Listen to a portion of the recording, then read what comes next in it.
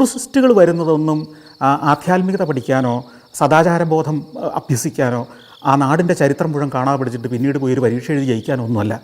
അവരുടെ തിരക്കേറിയ ജീവിതത്തിലെ അവരുടെ സംഘർഷപൂർണ്ണമായ ജോലി തിരക്കുകളിൽ നിന്ന് വർഷത്തിൽ ഏതാനും ദിവസങ്ങൾ അതിൽ നിന്ന് മാറി ഉല്ലസിക്കാനോ ആഘോഷിക്കാനുമാണ് ലോകത്തെല്ലാവരും ടൂറിസ്റ്റുകളായി മാറുന്നത്, ടൂറിസത്തിന് ഇറങ്ങി പുറപ്പെടുന്നത്. കേരളത്തിലേക്ക് വരുന്നവരുടെയും വികാരം അത് തന്നെയാണ്. അല്ലാതെ കേരളത്തിൻ്റെ 1500 വർഷത്തിൻ്റെ പാരമ്പര്യം പഠിച്ച് ചരിത്രം പഠിച്ച് ഉത്ബുദ്ധനായി തിരിച്ചു പോകാമെന്ന് വിചാരിച്ചൊന്നുമല്ല ഇവരാരും വരുന്നത്.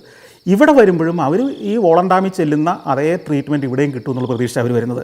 അവിടെ കിട്ടുന്ന അതേ രസങ്ങളും സുഖങ്ങളും ഇവിടെയും കിട്ടുമെന്നാണ് അവർ പ്രതീക്ഷിക്കുന്നത്. അതേ ഉല്ലാസങ്ങൾ കൂട്ടുകാരൊന്നിച്ച് കേരളത്തിലേക്കൊരു ടൂർ വരുമ്പോൾ അവർ ഉല്ലസിക്കുക, അവർ ആഹ്ലാദിക്കുക എന്നതാണ് അവരുടെ ഏത് ടൂറിസ്റ്റിൻ്റെ ഇഷ്ടം. അതാണ്. ഇപ്പം നമ്മൾ ഒരു 2 ദിവസത്തെ ബ്രേക്കിന് വേണ്ടി മൂന്നാറിലേക്ക് പോകുമ്പോഴും നമ്മളതല്ലേ പ്രതീക്ഷിക്കുന്നത്. മൂന്നാറിൽ പോയിട്ട് തിരിച്ചു വരുമ്പം മൂന്നാറിൻ്റെ ചരിത്രം മുഴുവൻ പഠിച്ചിട്ട് വേണം പൊക്കോണാൻ എന്നാരെങ്കിലും പറഞ്ഞാൽ നമ്മൾ ഇഷ്ടപ്പെടുമോ?